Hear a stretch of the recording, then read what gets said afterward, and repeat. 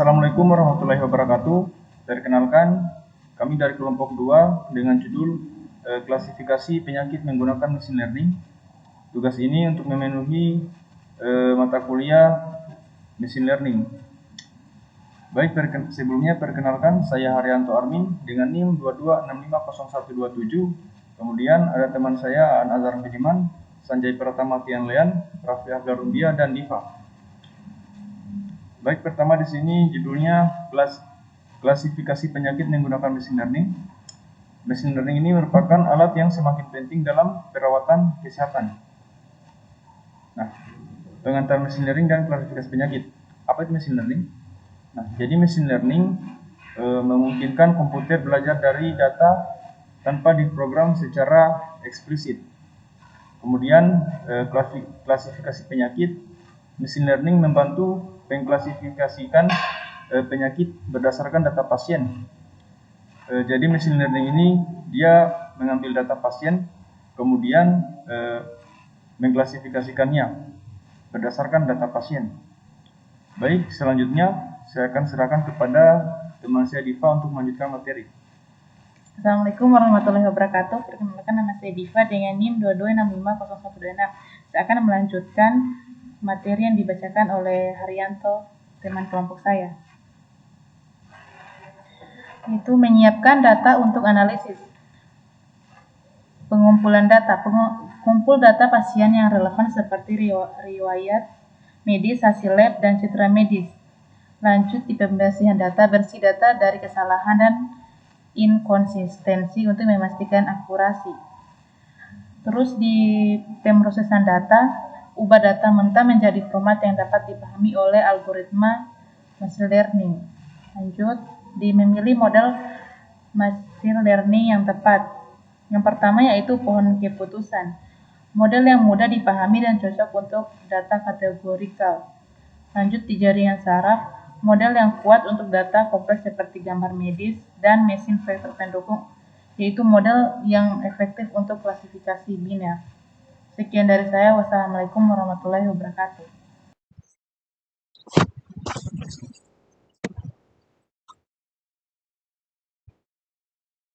Baik, pelatihan dan validasi model. Pelatihan model.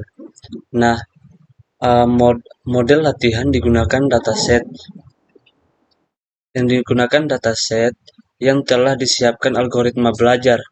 Nah, yang dimaksud di sini adalah dari data dan menyesuaikan bobot untuk menghasilkan prediksi yang lebih baik. Sedangkan validasi model yaitu adalah setelah pelatihan model uji menggunakan data baru yang tidak digunakan selama pelatihan.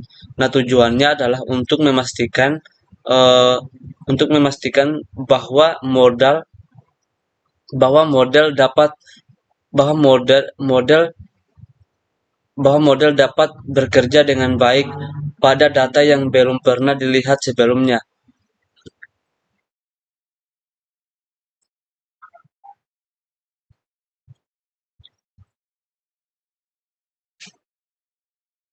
Terus evaluasi kinerja model. Beberapa metrik yang digunakan untuk menilai kinerja model. Yang pertama adalah akurasi. Nah, akurasi di sinilah presentasi prediksi yang benar dibandingkan dengan keseluruhan data. Sedangkan presisi yaitu adalah seberapa tepat model dalam mengidentifikasi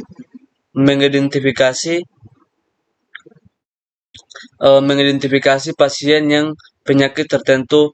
Rekal seberapa baik, sedangkan rekal yaitu adalah seberapa baik model dalam menentukan semua kasus penyakit yang ada. Terus F1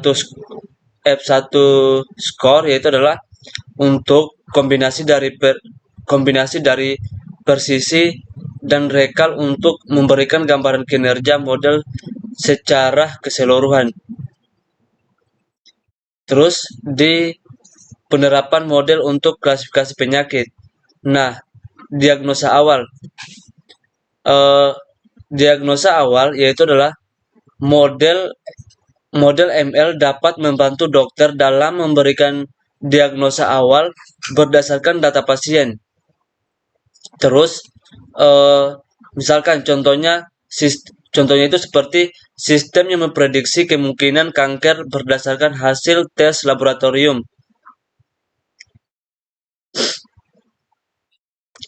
Terus, model ML ini dapat digunakan untuk memantau perkembangan penyakit dan menyesuaikan perawatan pada pasien. Terus, contoh kasusnya itu seperti misalnya pasien dengan diabetes dapat dipantau kadar gulanya, darahnya menggunakan algoritma prediksi penelitian.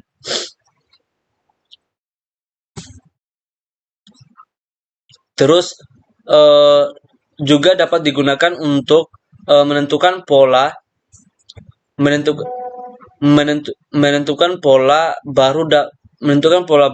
pola baru dalam data medis dan membantu dalam mengembangkan obat dan metode pengobatan yang lebih efektif. Terus kesimpulan. Nah, adapun kesimpulan dan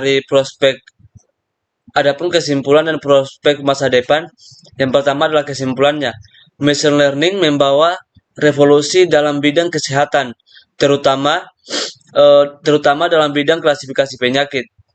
Dan dengan data yang cukup dan modal yang tepat, maka machine learning dapat membantu dokter membuat keputusan yang lebih akurat, cepat. Sedangkan untuk prospek ke masa depannya, penggunaan machine learning ini dapat diprediksi penyakit yang akan terus berkembang dengan semakin banyaknya data, seperti data medis dan lain-lainnya.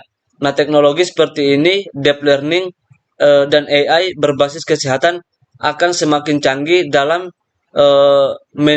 mendiagnosis dan merawat pasien. Mungkin itu saja yang bisa saya sampaikan. Lebih dan kurangnya mohon dimaafkan. Billahi taufiq wa hidayat. Wassalamualaikum warahmatullahi wabarakatuh.